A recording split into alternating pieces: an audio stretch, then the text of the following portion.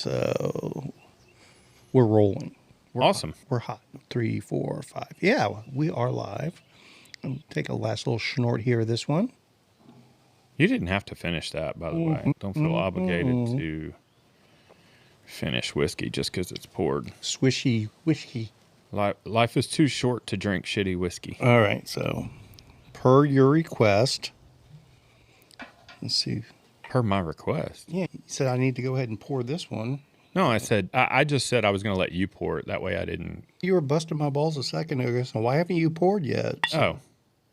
I was just saying maybe before we roll music and get everything rolling.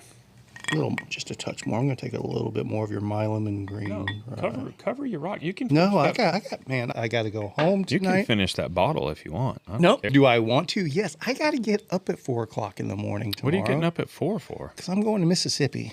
Oh, wear boots. Starting at Silas, Alabama, and then going from there through Waynesboro, Mississippi, take a swing south and cut over towards St. Francisville, Louisiana. Ooh, St. Francisville is cool. I can tell you a good place to eat there, too. Okay. I'll tell you what. Yeah. Why don't we play a little bit of music here first, and then we'll talk about it, okay?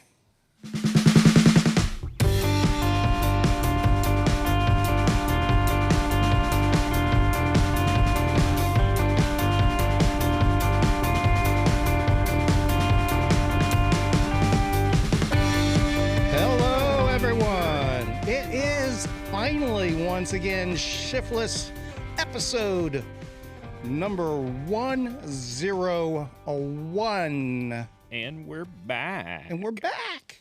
I figured that was fitting for me to drink Wild Turkey 101 while we're on episode. So if y'all haven't figured it out, it is not. It's not morning time. It's not morning at Casa Verde. I could still have a cup of coffee running. It's truly possible, but it is definitely not morning. I did want to tell you really quick, St. Francisville. Yes. You said you're going to be there.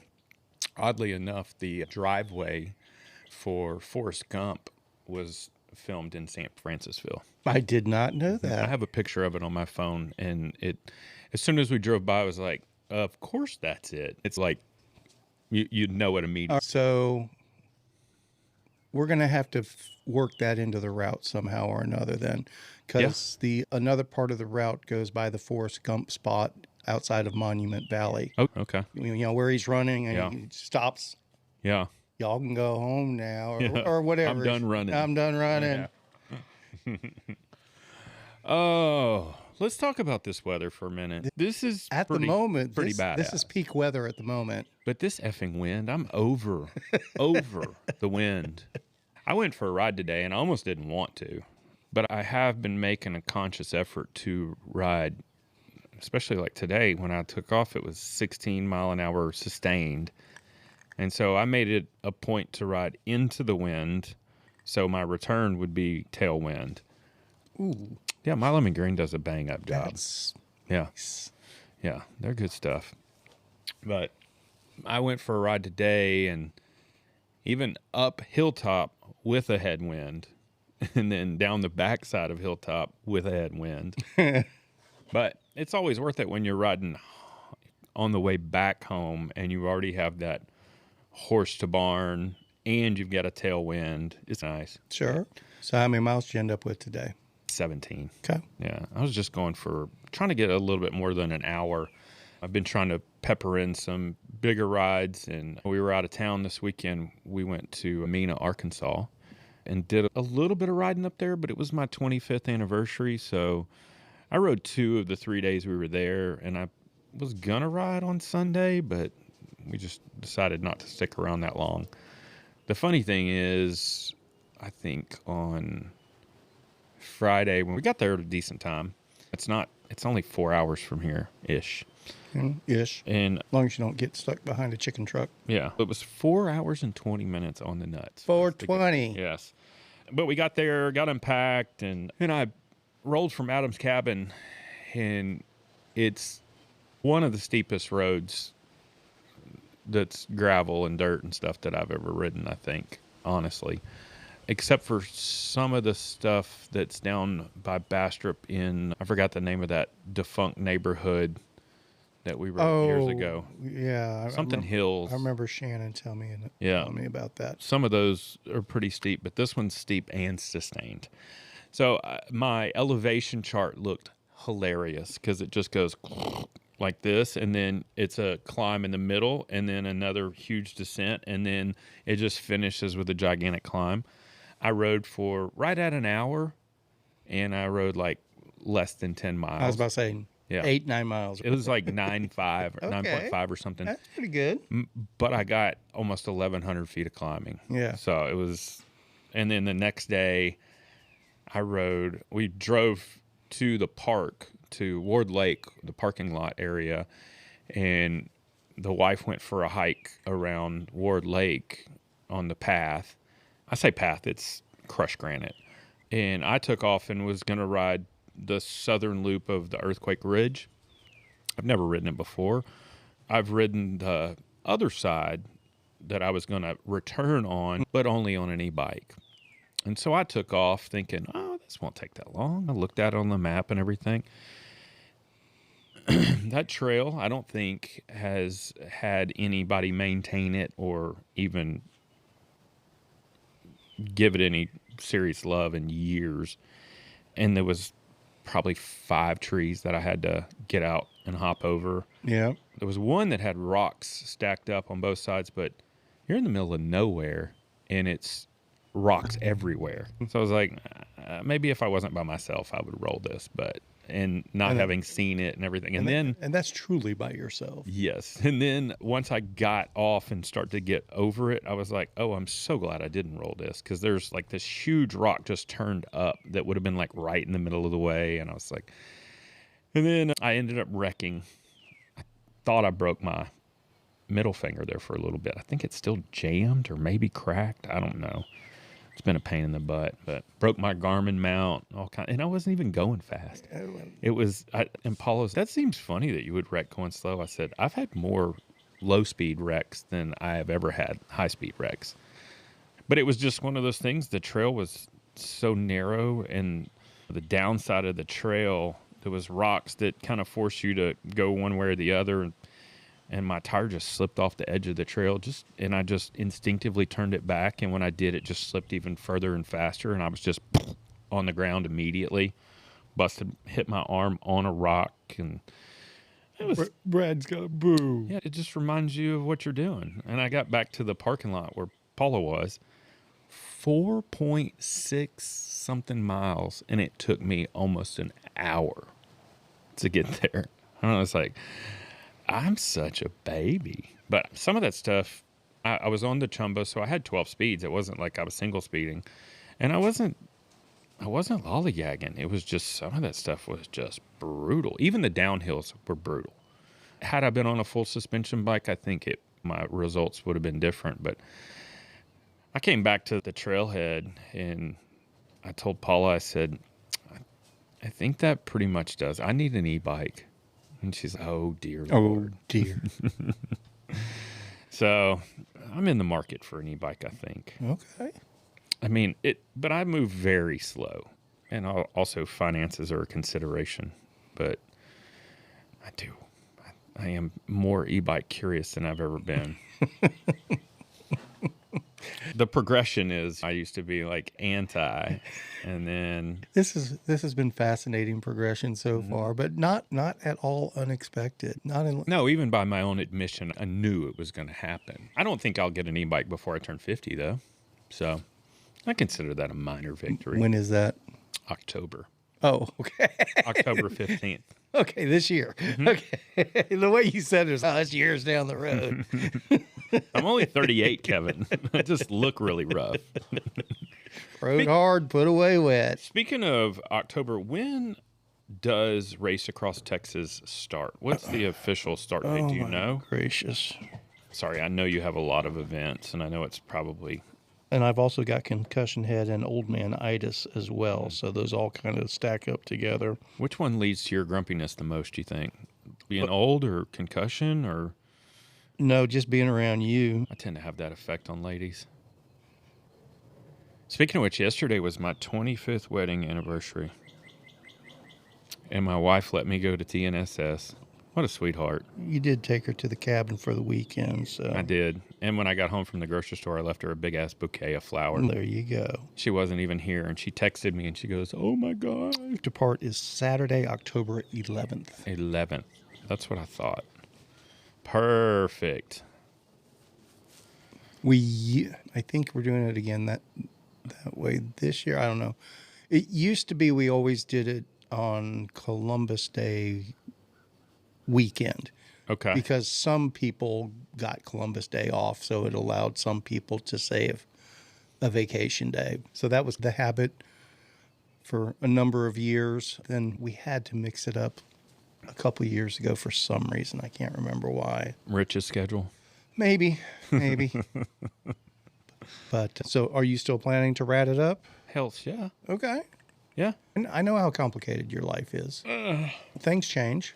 Things can always change, but my plan is to just keep bulking miles and kind of my form's gradually coming back, feeling stronger on the bike. In fact, it was funny. I don't know if I mentioned this, but a couple of weeks ago, I rode my single speed for the first time in a little bit at North Shore, and I got on it, and I've been riding those 800 millimeter wide bars that have sweep to them and a little bit of rise.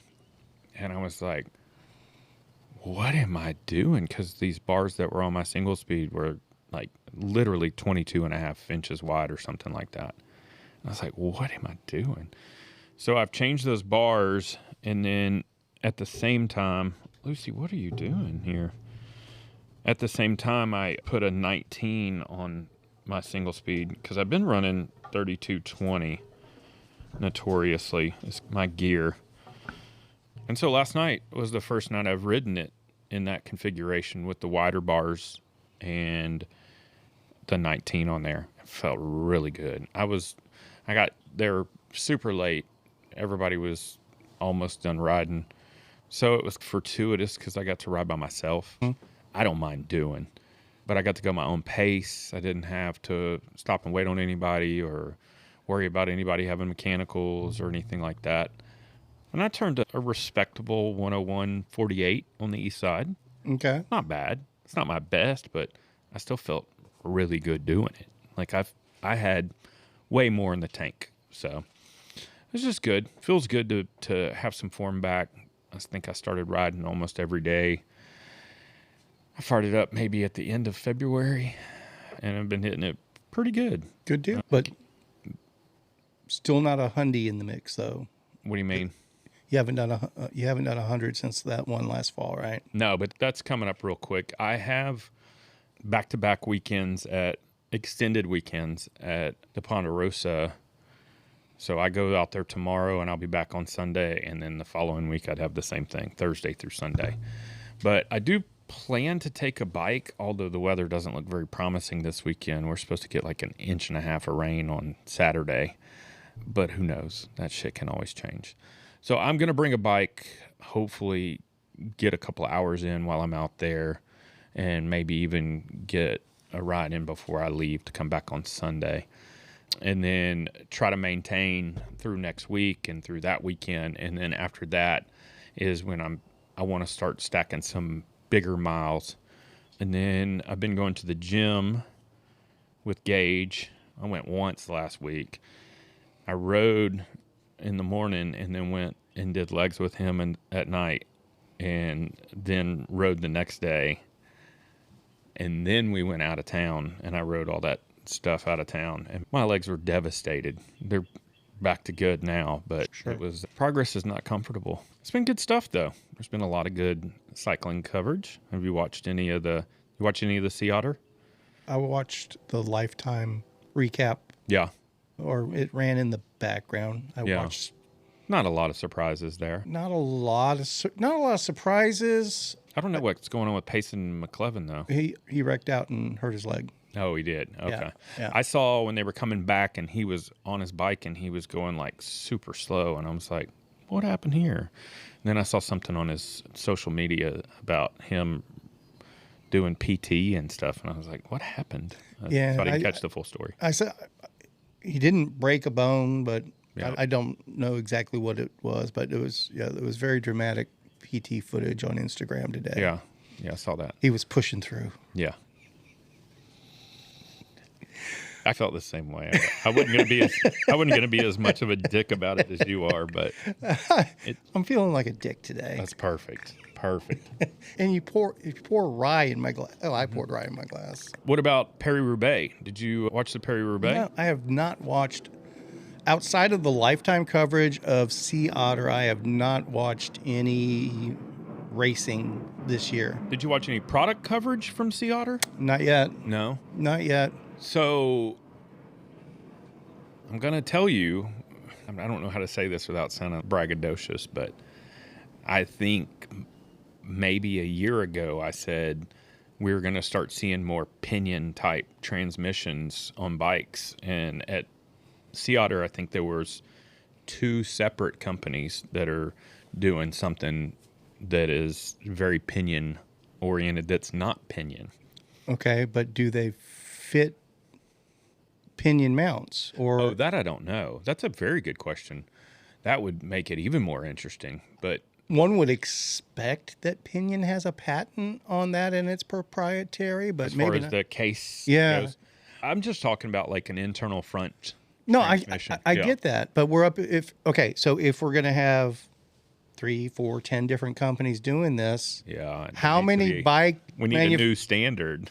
yeah, so how many bikes are going to actually be available for each one? That Well, I starts think- getting crazy. I think the bike universe is already geared up for that, no pun intended, because of all the different motors that are in different bikes. Okay, so that brings up a good point then. Does Pinion, is it like basically just slotting into an e-bike motor slot? Man, I don't know enough about That kind of makes sense. Yeah.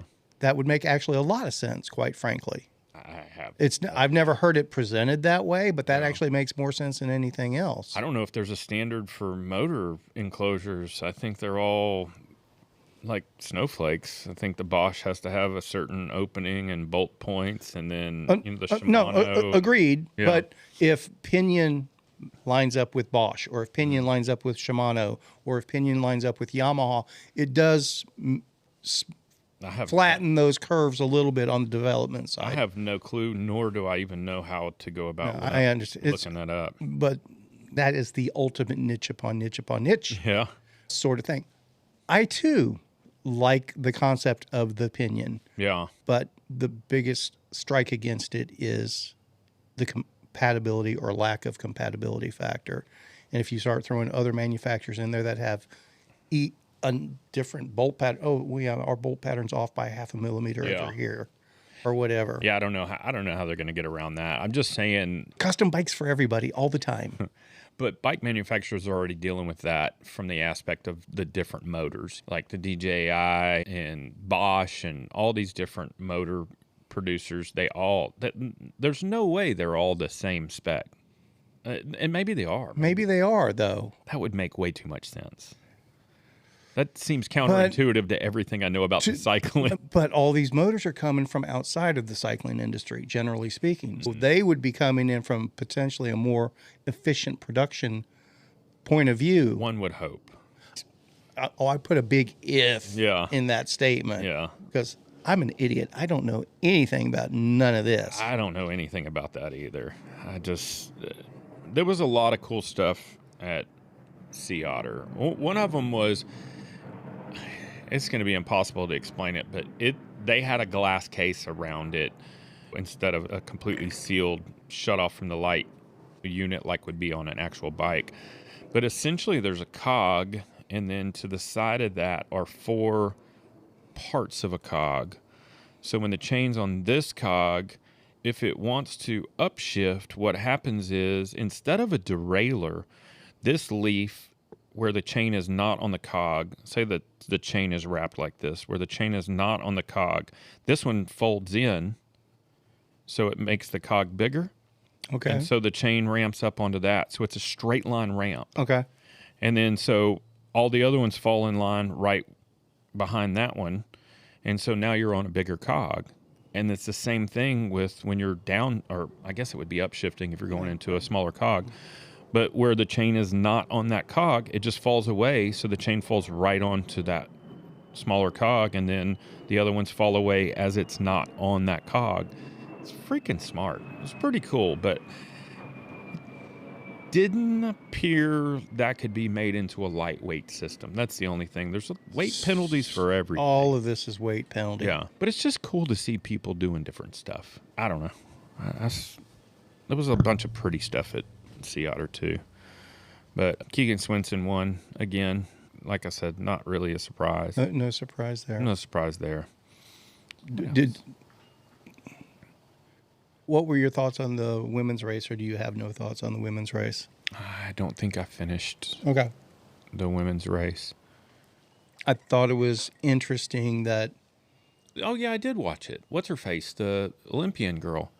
She ran away with it. Yeah. Yeah, she won by a sizable amount. Yeah, I forgot about that. Sizable amount. Yeah. Very sizable amount. And Sophia didn't kick it in. Didn't even answer, it didn't seem. Or maybe didn't have an answer. Or maybe she was letting a pseudo teammate lock in some points. The wild card points. Hadn't even considered that. I mean, I'm just spitballing hypotheticals. Yeah. Hypotheticals. Because the whole coverage are talking about how Sophia just doesn't have it today. She just doesn't have it today. She's really struggling. And then when it mattered, she bolted right up there and locked in her second place without really trying. Yeah. It seemed. Yeah. What's that girl's name? The Olympian chick? Was it Hallie or something like? I can't remember. She's the same one that won the road race at the Olympics? No, she didn't win the road race. She was the teammate of the... Oh, it wasn't the same chick that was the alternate at the Olympics. No, okay, it was somebody else. I was getting my wires crossed there. Yeah, I understand. Yeah, I understand, and we're terrible with this stuff. So, completely underprepared. Yeah, it's but she was a mountain biker, the one that won. Yeah, she's stepped it up into the road Olympics and so forth. Yeah. Now that said, our friend Lauren Stevens. Heard her name a couple of times. She made me happy. It looks like she currently has that third spot for the wild card at the moment. So a strong unbound performance from her. Assuming she wants a wild card, I don't know. She literally scored 0 points for Lifetime Grand Prix last year. I don't think she ended up doing anything. But she was a Lifetime Grand Prix athlete. I never heard all of the details on it. Going into it, she had been accepted and applied for the Grand Prix, but the way everything shook out for the schedules for all of the other events she needed to do, the Road Nationals and Gravel Worlds and things like that, there was too much conflict and overlap, and she opted to focus on those more so than Lifetime Grand Prix. Like, just not knowing shit and just speculating, do you think that a lady like Lauren Stevens sends some correspondence to Lifetime and says, hey, I appreciate the offer, but I'm not going to be participating in the race for Lifetime Grand Prix this year? Because she was still listed even at the end of the season as one of their riders, and she literally had 0 points, I believe. Right. That being said, I saw Emily Newsom at Sea Otter as well. And knowing Lauren, I would assume that she gave them a heads up, but I don't believe they had an alternate format of any kind. Yeah, I wonder if that's because there was another guy. There was a male as well that did the same thing. He got accepted, and he was in the roster, and he literally logged 0 points too. And maybe that's why they came up with that. There's been a bunch of, for lack of just to simplify it, criticisms of the Lifetime structure for selecting the field. From within and from without. And or what? From the outside. The people that know and people that don't. So I think they were 30 the last few years, but now they're down to 22 and then three wild cards, not true alternates at this point.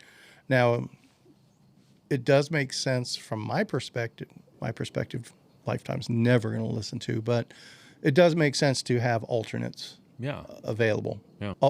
Ultimately, though, is anybody really looking past the top 10 to 15 generally? And I'm not saying that as a slight against the racers that are further back in the standings and that. Quite frankly, I was a little bit upset with the Sea Otter coverage because they didn't list any of the standings after the top 10. No. You can get them online, but I saw our boy Dylan Johnson got 28th. He said he came there with fresher. Was it 28th? I thought I saw him say 38th.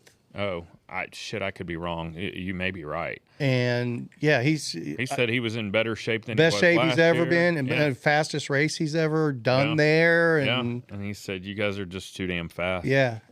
I think he said 38th, but I could be wrong. I could be wrong. You also could be right. But I think that goes back to I'm convinced there's more going on than carbs per hour these days. Who knows what it is? I'm not saying it's illegal yet, but something's going on. Keegan Swinson didn't even look like he was working hard. I'm not going to name any specific athletes either. Yeah. But something's going on. I did notice, or it's worth talking about the fact that they completely changed the structure for Sea Otter this year, too. Last year, it was a mountain bike race. It was a mountain bike race on a gravel course. But they had single track and stuff as well. It was more double track and stuff. It was but we didn't. It was more technical. We didn't see it all, and supposedly they had a single track section this year too, but it was much lesser amount. Yeah, it was more of a gravel race. Everybody was on drop bar bikes this year. Last year they wanted to be. Yeah, but not many people ran them. They weren't allowed to. I think that's what I remember. It was designated last year. It was designated as a mountain bike race. Racers were expected to be on their mountain bike platforms, was my understanding. But maybe But you can still run a mountain bike with a drop bar, can't you? I don't know. I don't know what their guidelines / rules may or may not be in that series. So I can't speak to that.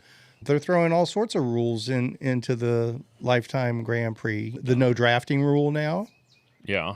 So that's part of the mix. Obviously, they took aero bars out of the mix. Yeah, it's its own thing. I think there's a really good chance that they're going to be diminishing their own audience for this stuff, but I could be wrong. I think the further away it gets from everyday gravel riders, the less interest there's going to be in the series myself. Just on a personal note, I feel like last year, just courses and the different races made it more interesting and made it to where you had to be more of a well-rounded athlete to some extent because there were mountain bike courses. What is it? Swamigan's really the only one. Yeah. Leadville, technically speaking, but yeah, I think is a mountain bike the right bike for Leadville? Probably for most people, but it's not really. And even Keegan Swinson was on a drop bar there. I understand. Yeah. But it's not really a mountain bike. It's not really a mountain bike race. But it seems like they're stripping away more of the mountain bike aspect of it this year, intentionally, obviously. I would go the other way. They swapped Sea Otter for Little Sugar's a true mountain bike race. Okay. So they have 2 true mountain bike races in Leadville. So what's the other true mountain bike race? Swamigan.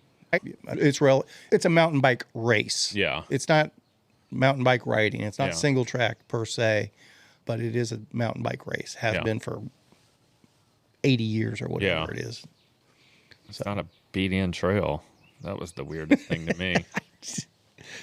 I'm not sure. Hey, everywhere's different. Yeah. Everywhere's different. What else was I going to talk about? How'd the weather fare for you guys past weekend for Red River Riot? Red River Riot was absolutely astounding and amazing. And the weather was fantastic until about 1 o'clock in the afternoon when the wind kicked up. And those poor bastards that were out there doing 75 and 100 milers. The 50 milers all came in smiles. Yeah. The 75 milers started coming in a little grumpy. The 100 milers were playing beat up. Yeah. Yeah, because the wind got ridiculous. But it was less ridiculous Saturday afternoon than it was Sunday afternoon. Yeah, because we drove home on Sunday, and it was windy the whole way home. We had 40-mile-an-hour gusts. Yeah, the people that were complaining about the wind on Saturday, just be glad we didn't do it on Sunday. Yeah. And there's a reason those wind turbines are up there. And as my friend Red likes to say, can they turn these damn fans off? it still turned into a windy day, but it is definitely nowhere near the windiest Red River Riot that we've ever had by any stretch. But it was an absolutely gorgeous day. Yeah. I think we changed things up a little bit, went more super grassroots. We took timing out of it, except for the 100-milers that were trying to qualify for privateer, and that wasn't even true timing. It wasn't ranking per se. There was no podium. It was who makes the cutoff for the privateer. And it was a really casual... But who won? I don't know. Nobody won. You don't know who finished the 100-miler first? No. I really don't. You can go to the sign-up page and look at results, and it'll show who it was. But we didn't have any podiums or awards or anything like that. It's bragging rights. If they want to brag to their friends, more power to them. Yeah. I'm with you. I know who came in last. Let me guess. You're going to be wrong, but go for it. I am going to be wrong. Yep. Second to last. Oh, Peter was second to last? Peter was second to last. Who was the Rouge Lantern? The Lantern Rouge. That's how you say it. Hopefully he doesn't take it the wrong way for me highlighting him and spotlighting him, because it was a hell of an effort on his part. And he was dealing with some stuff. He was dealing with some health issues. HIPAA doesn't allow me to go into any more detail than that. That's fair. But Rich and I were going backwards on the course, thinking Peter was going to be the last person. And I wanted to see how far back Peter was, and because needed to pick up the water tables, do that routine and all that good stuff. Got to the last water table. Hadn't seen Peter yet, but there was Russell Scott. I don't know if you know him or not. I believe he's a bearded women's guy, I believe. I could be wrong there. But he was at the water table and in a little bit of pain, a little bit of distress, but he was going to push through. And it's all right, you keep going. He said he may pull up. He may shortcut the course to finish it off, but he was going to keep pedaling. He didn't want to be sagged in. And we kept going backwards. Saw Peter a few minutes later. Went and picked up the water tables, came back, and Peter was starting to leave that water table that we'd seen Russell at. And then we got down the road a little bit, and Russell was pulled over to the side, stopped again. But he got a little pissy with us. Yeah. You know, like, why are you asking me? Just go, get out of here. I'm riding my bike. Some people don't want it to be too easy for them to quit, and they get irritated when they're offered too many. Oh, I was not offering anything. Okay. I was making sure that I was just giving you a nuanced point of view. I understand. Yeah. So go back to 4R, hanging out, sipping on a cold beer or two. We're getting into evening. Not dark yet, but we're getting there. I know Peter should be here in just a few minutes, but Russell's not here yet. I wonder where he's at. And I'm looking at the sky, and it's obvious the sun's getting lower and lower. I better go check on him. Wait, what time did the race start? 9 o'clock. 9 o'clock. Okay, so nobody was running lights other than a blinky. Correct. Unless you had a powered hub, essentially. Or if you just carry a light with you at all times. Yeah. But anyway, so I once again go backwards on the course. Here's the thing. If Russell did decide to shortcut, I wouldn't know where to look for him. Yeah. That's always the heads up. If you decide to deviate from the course for any reason, we're not going to find you. Yeah, you're on your own. So I go backwards. It's, man, I should have seen. I tried to text him, and I was in one of those dead zones, no text going out. And then I got around a corner, started heading back towards 4R, and I saw I had some signal bars. So I tried calling him real quick, and he picked up right away. And I said, hey, man, it's Kevin. Where you at? I just passed the wind turbines, and I'm going down this piece of shit Jeep trail you put in the into the route. Oh, the double track? Yeah. I love that. Lots of people did. Yeah. He wasn't in the best frame of mind to enjoy that at the moment. That's fair. Dude, trust me, I know when you're in the freaking just pain cave and you're just ready for it to be over. Yep. But okay, he's back on the property. That's good. But it was getting darker by the minute. So I double back to 4R and go backwards on the ranch roads and the Jeep roads, find him just as he's coming out of that valley. And just then it just turned dark. The sun had gone behind the hills. Yeah. And I said, you got lights? No, I ain't got lights. I will follow you in the rest of the way. So I turned around, put the lights on, and we're coming up out of the valley, and it's just below the tasting room. And there's this big, craggly scramble climb up out of the valley. And it's carved out of the hillside, so it's just this big divot. Yeah. Trenched out hillside. He's scrambling up it. He has to walk at the top. And I'm right behind him, looking up at this angle. And just as he gets to the top and he looks over his shoulder, this big ass full moon just rises right in front of him, perfectly frames him. And everyone's, oh, did you get a picture of it? No, there was no way to get a picture of that. Yeah. But that's something that's going to be a picture in my head for the rest of my. It was absolutely amazing. Shit. And he pushed on through, grabbed him a Coca-Cola and some chips. Actually, I think he was a Dr. Pepper guy. And he packed up and he went back to Arlington. Wow.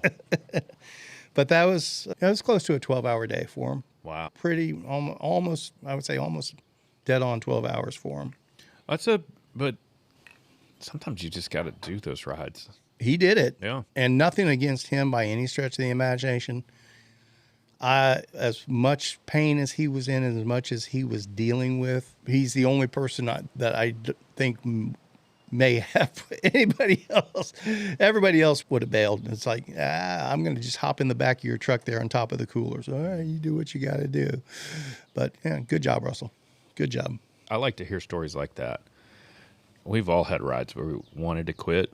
And sometimes I feel like the reason when I set off to ride short routes from the house, I make it a loop because in my mind, I just keep going and I end up back where I started. Instead of doing an out and back, if you're doing an out and back, you can turn around at any time. It's just mental gymnastics that I play with myself. Sure.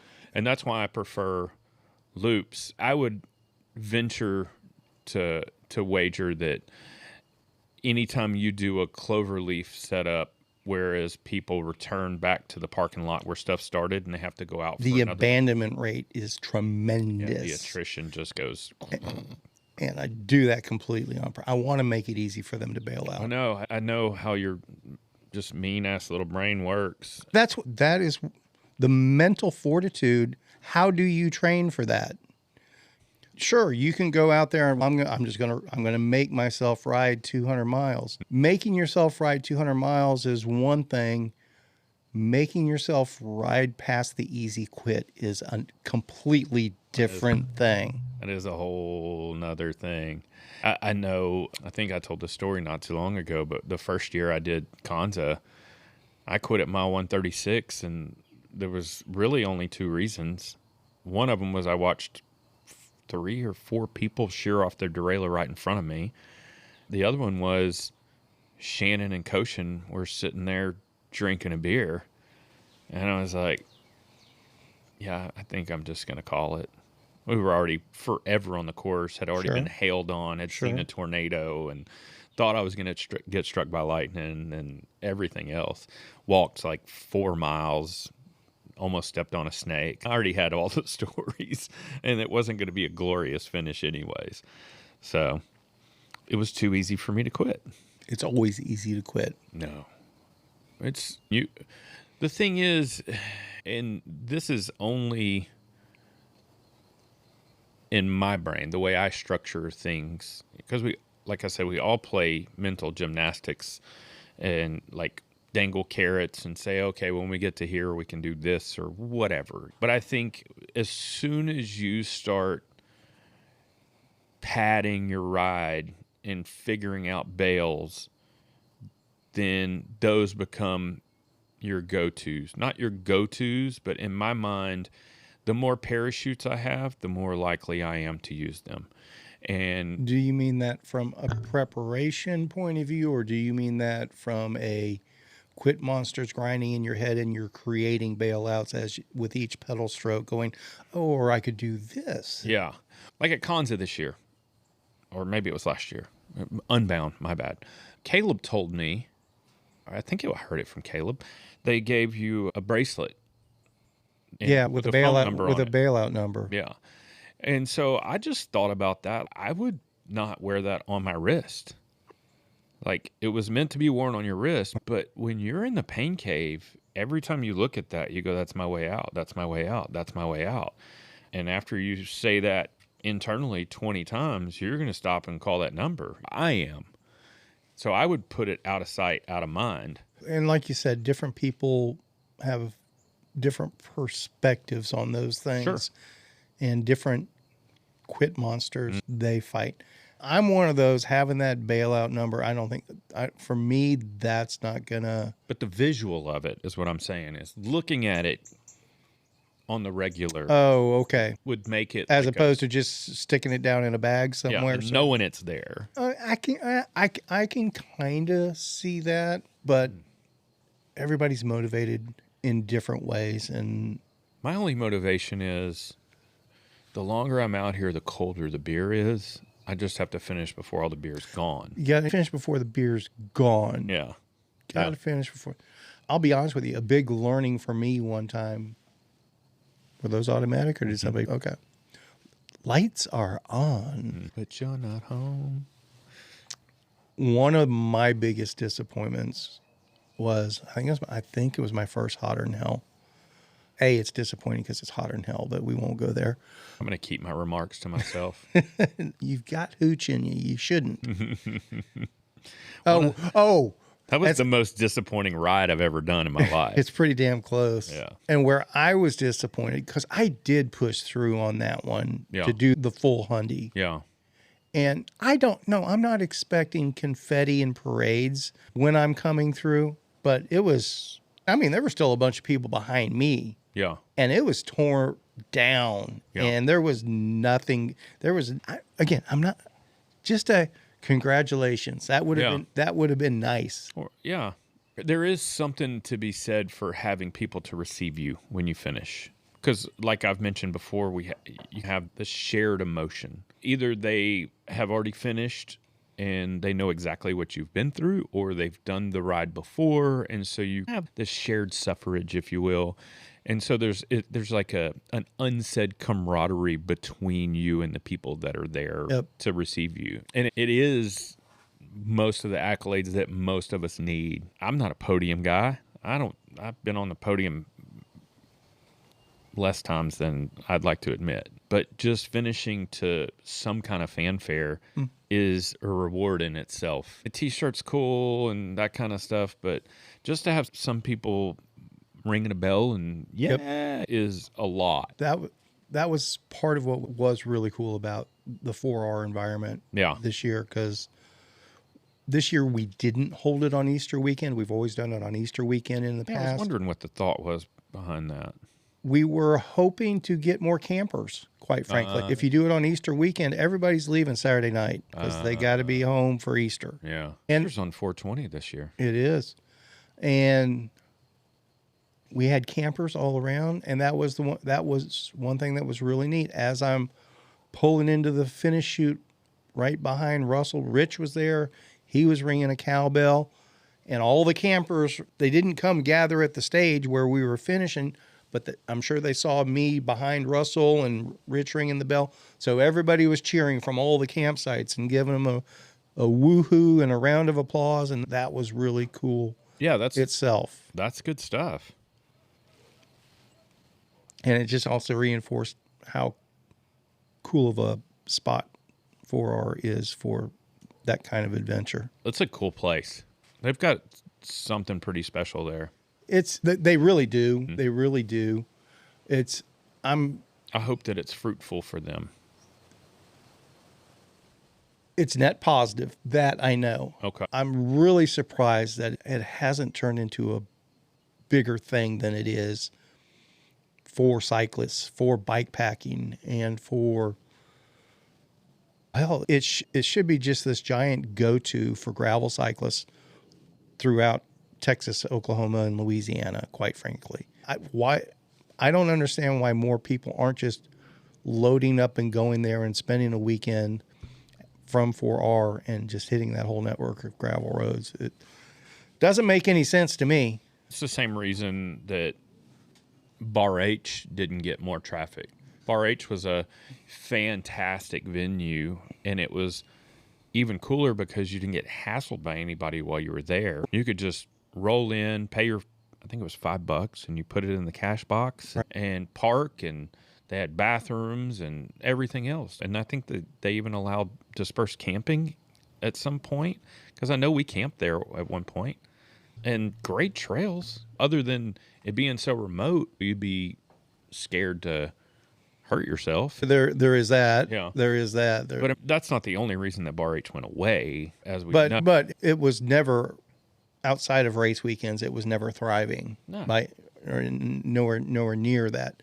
And 4R is definitely doing better than that, but it's also catering to a broader outdoors audience than just mountain bikers. Yeah, and it's a winery, and it's a food destination. Right. And they do pretty well when the weather's good with their camping. I wouldn't say they sell out every weekend, but they always have campers there on the regular.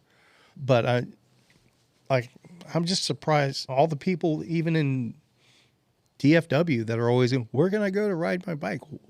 Just go to 4R. Yeah. All the gravel you can imagine is right there. And you could camp there and hub out from there that weekend. Yeah. That'd be fun. That's good. But I just don't think it's on enough people's radars. I agree. It should be, though. But that's what I'm saying. I don't understand why it's not. You've hosted events there. Dorba hosts events there. Dogs are going nuts. What's wrong with my dogs? And I'm not saying that. I think 4R is doing pretty good as it is. I'm just surprised there aren't more people that are taking advantage of it. But I think it's along the lines of, we've talked about it before. When I lived in Florida, we never went to Disney World or Universal, because it's like, you can always go. We can go anytime thing. There's a cost incurred with that, which is... No, I understand. Well, there's a cost. There's a sunk time cost in going to 4R for the weekend or something like that. But in turn, if you're loading up to go to Northwest Arkansas just to ride gravel, I understand there's good gravel up there. Don't get me wrong. I'm not saying there isn't. But, all right, save yourself 6 hours of driving and just go to 4R and get 6 more hours of riding in. Yeah. Sort of thing. But, I think I probably will do another one of our bike packing adventures like we did it. I really enjoyed that.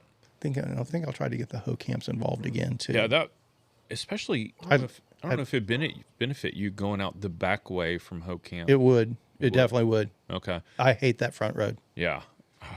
It's awful. What I'd like to do, quite frankly, like to do a trifecta of hoe camp, 4R, LBJ grasslands, and back. That'd be good.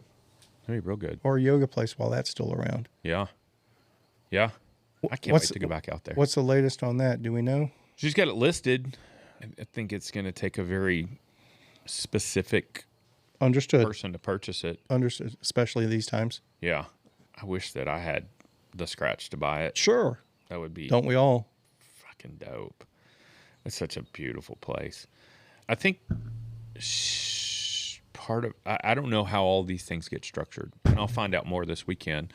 But from what I understand, has it listed for sale, but it's not for immediate sale, meaning even if someone agrees to her terms and everything, she is going to finish out her season, which goes through September or October, actually. October? Yeah, because I had to turn down the last event for her because I'm planning on doing Rat. Okay. Yeah. And I think, like, even if it sold tomorrow, she would be like, we're not out of here until October. Okay. That's the way I understand it. So maybe we do shoot for that instead of the grasslands. Yeah. We'll play with that idea. Run it by her this weekend and make sure where her head. She may not even be interested in new people coming out. She's definitely interested. I talked to another property that reached out to me yesterday, the day before. Yeah. A little south of us, a 700-acre ranch. And they've got villas and barns and do all the event stuff there, but it sounded like a really neat property, so I'm probably going to go out and check that out. Whereabouts? Between Granbury and Glenrose. Okay. So it's not right in a network of gravel, but it's close enough to get to fairly easily. Yeah. And they've got a bunch of roads on the property that we could start and finish on. Yeah, 700 acres. I imagine they do have a couple of roads. So very interested to see what may come of that. I may need a chef for that one if you know anyone. I'll put my feelers out. Okay, I appreciate it. Yeah. I do appreciate it. What else is new and exciting and happening? I did a bunch of tire swapping today in the middle of all my prep work. Tell me more. So I moved my Aspen STs from the Chumba to the Fargo because I'm thinking I may run something like that for Race Across Texas. Not a 2.4, they make a 2.2. Okay. So I'm testing them on the Fargo. That's what I rode today. And then I put the other Aspens, the ones that are not the STs, but are still the team spec. So they're still 170 TPI. I put those on the Chumba today. So now I have two pairs of sets of mezcals in my garage that aren't being used. And when I cleaned out my garage the other day, I threw away so many tires. I don't know if I mentioned this before, but I was just like, there's some of those tires have been hanging up there for 7 years. Right. And I'm like, I've never used these. I'm not going to use them. Just what am I doing? So for the first time in a long time, two of my heavy rotation bikes have Maxxis tires on them instead of Vittorias. The jury's still out on both of those tires, but I am quickly becoming a fan. Those STs they're good tires. They're wear way slower than I would have anticipated. That's was going to be my first. How are they wearing? So I have conservatively about 450 miles on them, and they still look brand new. Nice. With the mezcals, but and maybe it's probably a multitude of factors, including the compounds that they use and everything else. But mezcals, for the PSI that I like to run, the sidewalls start to show the threads really soon. And I've found, especially, you're heavier than you think you are. Oh, I'm definitely heavier than it. No, I know how heavy I am. But the other thing that I found with the mezcals is once that center tread starts to wear, because I do put a fair amount of road miles on those tires as well, they start to flop. So meaning when you start to turn, they just bite into the turn. And that makes me feel like I need to replace them sooner than I should, if that makes sense. It makes a lot of sense. I'm going to have to tell a quick story. Go for it. I remember one day, a mutual acquaintance, I won't name any names, but a very large gentleman. When I say large, really. He's 6'13" ish. Yeah. I think I know the guy you're talking about. Real big. Yeah. Daddy type guy. Yeah. We're at North Shore, and he's just bitching about how quickly his tires wear out. I've had 2 rides on these things, and the threads are showing on the sides. And I'm looking, and he's not on the bike. I was like, how do you do that in 2 rides? There's no way. Those have to be bad tires. Yeah. Like, how much pressure are you running? It's something ridiculous, like 13 pounds or something like that. Yeah. Yeah. And then he gets on the bike, and it's just flat. Yeah. Yeah. Oh, goodness. But it's the tire's fault. Yeah. But so I've been running more pressure than you would think, honestly. And I know tire pressures are predicted by tires and build and terrain and rim size and everything else. But for the most part, I start at 25-20, 25 in the rear and 20 up front. And, but even when I was in Arkansas, I literally stopped and let pressure out of my tires. You can always let pressure out. Yeah. That's the best way to do it, in my opinion, is start with too much pressure and go, "Ooh, this is too much." But there is just a couple taps does a lot. Yeah. There's been, and that's one of the things I'll say about those reserve. When you tap that, it lets out air. So it's literally just a, but I have notoriously never ran an actual pressure, monitored my pressure. It's always been just these fingers are calibrated. Sure. But now that all my bikes have carbon rims on them, I'm a lot more worried about rim dings. And I was at North Shore last night, and was it last night? Today's Wednesday. Yeah, it was last night. Yeah, today's Wednesday, so last night was Tuesday night. That's right. So I dinged my rim pretty hard to the point where I thought, I'm not going to be surprised if my tire's flat here in just a minute. Nothing. And then I looked at my rim later. Nothing. I was so surprised because I knocked the shit out of it. I hate when that happens. It's so spooky. Ooh, I have to tell you, the way you were talking about e-bikes and you slowly became a convert, I picked up a new gadget that I didn't expect to be enamored with, but I'm really digging it. Flashlights are so old, though. The old ones are. Yeah. We just put those in the bucket in the back of the closet. You didn't buy one off of Facebook Marketplace, did you? I almost said Flashlight Marketplace. We should drink more whiskey when we do podcasts. We really should have kicked on the podcast at about 12:15 when we were at IDB. Oh, my God. Or Johnson Branch. Yes. But that was such fun. Such good conversation. We'll delve into that. We'll delve into that momentarily. Let me stay on track for once in my life. Gadget. My gadget is I invested in one of those damn electric mini pumps. Yeah. With the gauge. Yeah. It's a game changer. It really is. I like it. Was it the Taiwan? What was the bike show? Taipei, yeah. They had tons of those. Sure. You know. That's the market they're coming from, obviously. But I've used one a couple of times. Gabe got one in, and he's, dude, you need one of these. And I was like, I don't know that I do.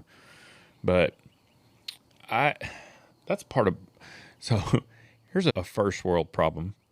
I have so many bikes that I ride all the time. Yep. There's 3 bikes that I ride on the regular. Yep. My Karate Monkey, my Chumba, and my Fargo.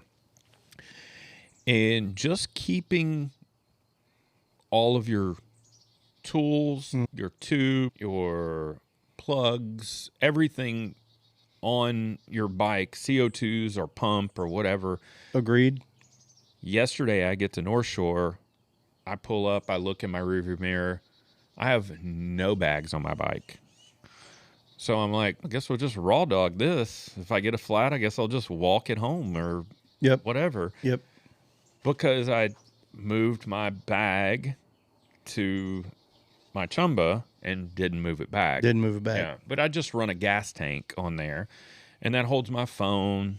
And then I'll have a seat bag, too, that has a tube and some CO2s and stuff. But the cool thing is, on the Chumba and my Karate Monkey, I have the wolf tooth. I forgot what they call the toolkits that go in your bars. Oh, yeah. Those are really cool. There's a multi-tool chain breaker. I can't even remember. It's got everything. It's got everything. 8 millimeter on it. Phillips head, flat head, everything on one side. And on the other side, it's a plug kit and something else. I can't even remember. So I've got that on Chumba and the Karate Monkey. So I'm not really worried about tools so much, but I didn't have a tube. I didn't have CO2s. Yep. I didn't even have somewhere to put my phone, which is not, it is a problem because if I break myself or my bike and I'm in the middle of the woods, the only thing that worries me about North Shore is all the damn bobcats. Not that I would be scared to get attacked by one, but I just don't want one stalking me while I'm walking my bike. Those Flower Mound cougars, dude. Oh, yeah. You're not cougar bait anymore. No, no. But I did get chased by a large cat one of the times we were out at North Shore maybe a couple of months ago. Oh, okay. I think I told you about that. I don't remember that. It's okay. It You wasn't probably told me while we were at Johnson Branch. I don't remember much of possible. that. My solution has been, and I've got a burning question for you when I do delve into this. Okay. So and my electric pump doesn't meet this criteria yet, so that I need to find my workaround for that.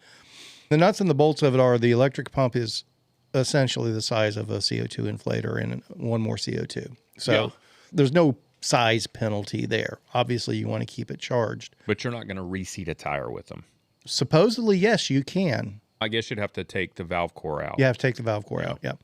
My solution, it sounds like yours is similar, but I'm pretty good about it, is I have a mountain bike saddlebag and I have a gravel bike saddlebag. So whatever gravel bike I'm on, I just move the bags around. Right now, that pump doesn't, it only goes in one bag or the other, but I have CO2 in the other. Yeah. Here's my question. Here's what I ran into a couple weeks ago, and I don't know what the solution is. Ride Now tubes. How the fuck do you know what size they are? It's on the box. But if you take it out of the box and put it in your saddlebag, because there's... Oh, I always vacuum seal mine to keep them protected and to preserve them, essentially. And you just write on the bag what they are. I know that now. Yeah. So I pulled a third bag. It's got tubes in it. It's got some writing. Which one? I have no idea. Yeah. Clue. A little Sharpie goes a long way. I know that now. Yeah. I'm used to inner tubes that have the size printed on them. That's fair. Yeah. Butyl tubes always had the size printed on them, but that wears away too. But the problem with carrying a tube in your bike bag too long, though, is inevitably by the time you need it, it has a hole in it. Agreed. From just wearing. Agreed. So that's why I always vacuum seal but maybe mine. not those TPUs though, because they seem to hold up in that bag better than. They're pretty tough, man. They're pretty tough. They seem to be. They're a lot tougher than I would have anticipated. They just need to print the size on them. That's all. But yeah, but that's weight, bro. That's weight.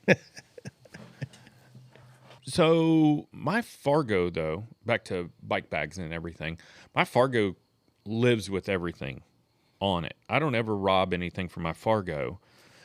But lately I've been moving stuff from my Karate Monkey to my Chumba. And I was just in a hurry yesterday and totally forgot my stuff. But I think the long-term solution is just to get a couple more bags. And even if I don't need anything fancy. I just need something that's not going to fall off or move too much. So I'll probably end up with Revel 8. But I have been looking for some stuff, but I'm not in a hurry, as with most things. I see a lot more people, I'm not going to say switching, but I'm seeing a lot more people that are in the bike packing discussion groups that are, for whatever reasons, really oriented towards panniers again. Yeah, that and Finn makes a rear almost rack. It's a rack. Yeah, and so you can put a bag on it. A lot of people are going that route. I've been watching. I have the Aero rack system. Yeah, is that at Old Man Mountain? No, it's a company called Aero. Oh, okay. Forgive me. No, it's all right. It's all right. It's a neat setup, and it's better than panniers. So basically, it's two side-mounted compression sacks. Basically, they provided the heavy-duty waterproof ones. But if you wanted to go lighter ones, you could, or you can just mount one on top, sort of thing. There was a lot of bags at Sea Otter too. But it's not a true pannier system, and I'm seeing people that are wanting to do a lot of people talking about doing front wheel panniers, but still wanting to do single track and stuff like that. It's like, in my head, that doesn't add up. Yeah. I think this is Ortlib is the guys that were debuting some stuff. Yeah. So they do all kinds of pannier. Sure. But they're running now. So there's a new attachment system that everybody's moving to. Ortlib has their own kind of attachment system that's a lot less clunkier than what panniers used to be. But it was another company that I was thinking about that had backpacks and all kinds of stuff. I'll think of it in a minute. But Okay. there was a lot of cool bag tech. The bikepacking.com guy, I always forget his name, but he had a 4-part series where all he did was discuss all the tech at Sea Otter, and it's definitely worth the watch. A little bit of it gets redundant, but a lot of cool stuff. Nice. A lot of pretty bikes, too. So what are Wednesday evenings usually like for you? It really depends. Typically, if I have a dinner, Wednesday evenings I come home, put groceries away, and chill out and get ready to prep Thursday.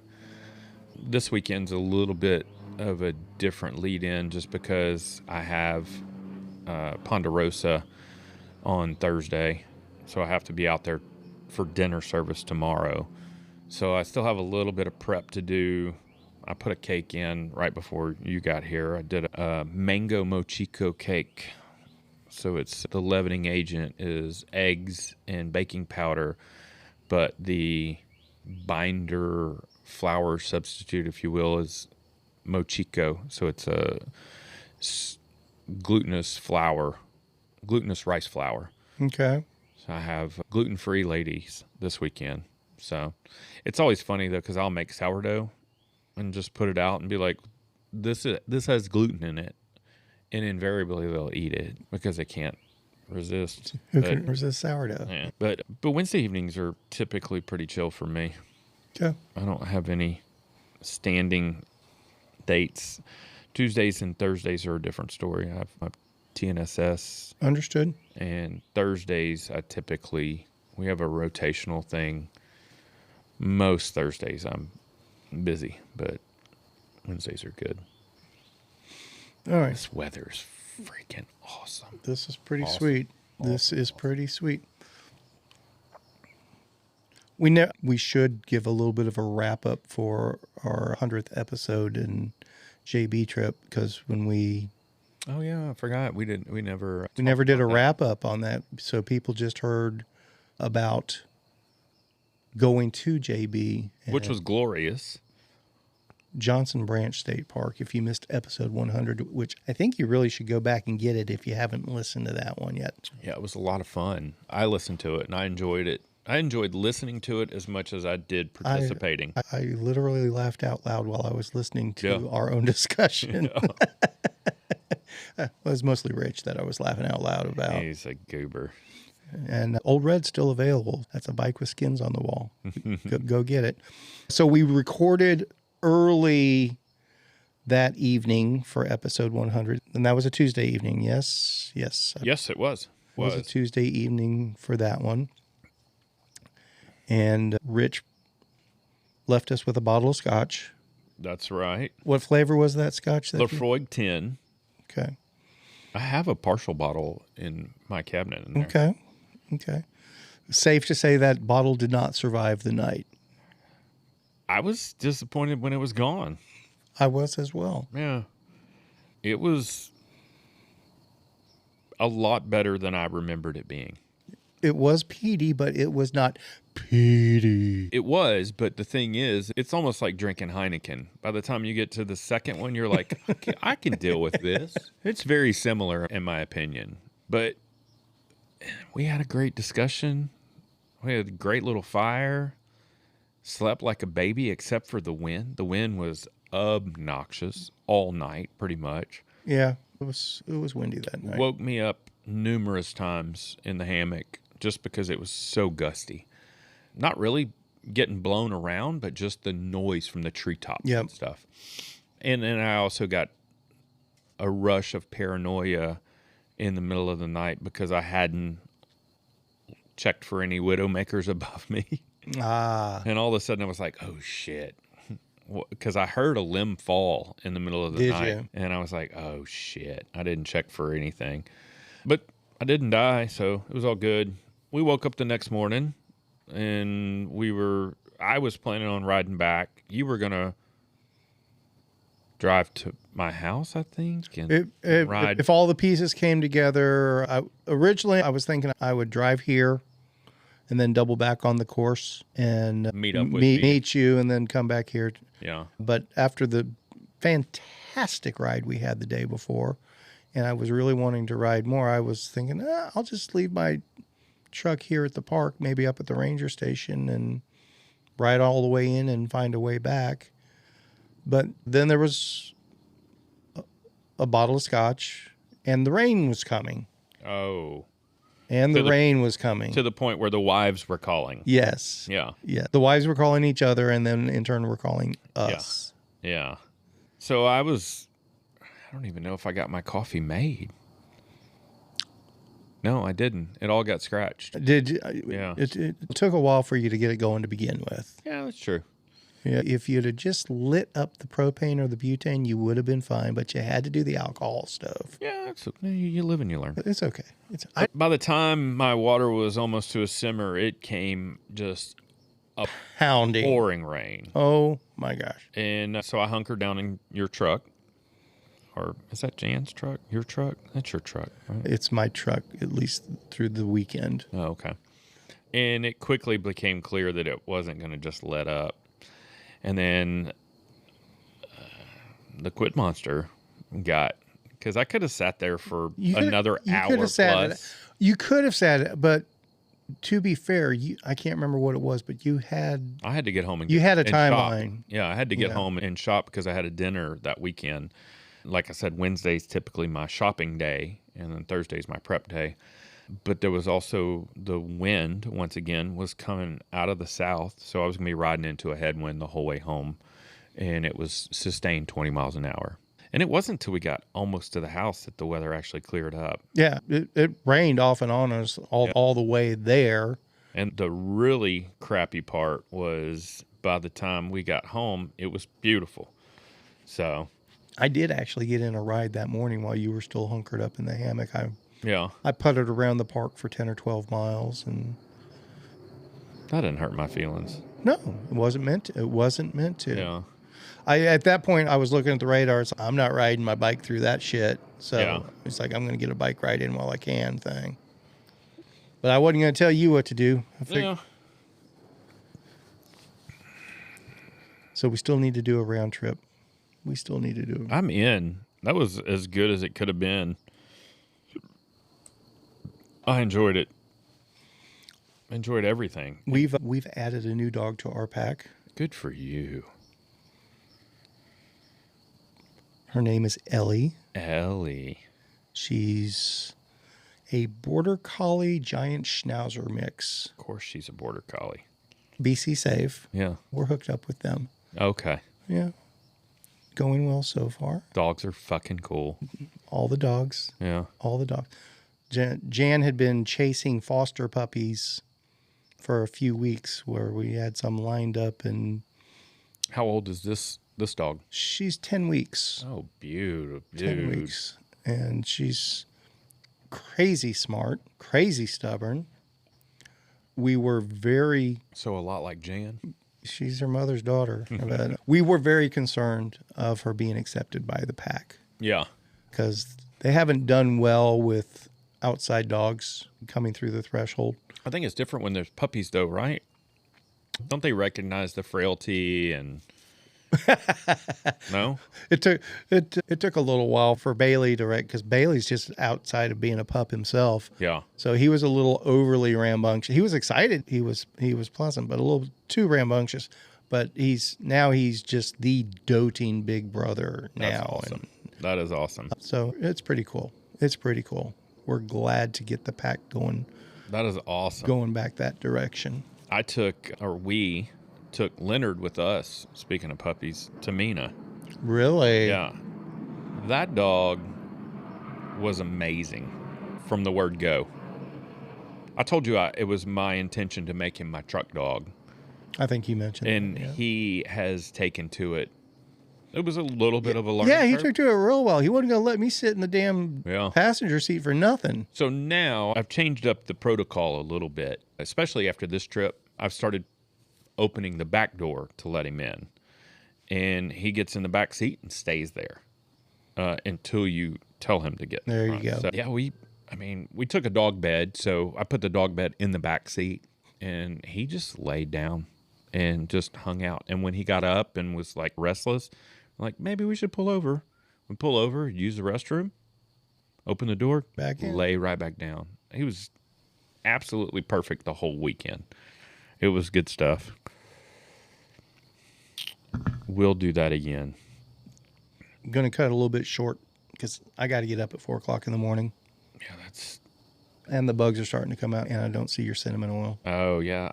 Man, I need to get that back out, don't I? I guess there's only one thing left to do. Did you ride your bike today? I did not. You son of a gun. I am... Wait, don't push the button yet. I'm not. I'm going on a solid week of no biking, and it's going to be Saturday at the earliest before I get a chance to ride a bike again. But you are taking a bike with you? No. Why? No, it's a scouting only trip. I'm not going to have time to pedal. We're going to try to knock out 500 miles. I know, but not for this trip, but just for future. Why or what's preventing you from just taking the e-bike and going, okay, Jan, I'm going to get off here. You leave me here. You drive to the restaurant or whatever, and I'll ride and meet you there. Because a lot of the places I end up going, and actually Jan's not going. It's Mr. Walshman, myself, that are doing this one. And Mr. Walshman was along with me on one of these trips.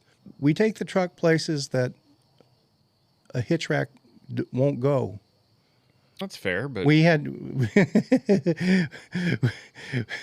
were scouting some Colorado stuff one time with Rich's bike on the back, and we got to a spot where we had to pull the rack and the bike off and throw them in the back of the truck just to get back out of there. Yeah. And covering as many miles of dirt and muck, and you don't want bikes on the back for 500 miles of that stuff. That's fair. I can assure you of that. But we just don't, we're not going to have time for it. Yeah. We're going to, every minute of daylight will be spent scouting routes because I'm trying to knock out as much as I can. That's fair. On one trip. Make no mistake, there'll be other scouting, like when we do the Colorado and the Arizona and the Utah stuff, that'll be spread out over weeks. Maybe not weeks, but multiple collectively. days. Yeah. We'll build a whole trip around those, but this is, I've got a couple days to knock out Mississippi and as much of Louisiana as I can. Yeah. So we're going to do that. That's the focus. All right. Well, I have resources down there if you get into a bind. Bail bonds guy? And guys with 4x4s and tow straps and shit, too. Okay. I'm hoping we don't go anywhere that inconvenient, but who knows? Yeah. You never know what we're going to come across. That's fair. I wish I could tell you to ride your bike. I think you just did.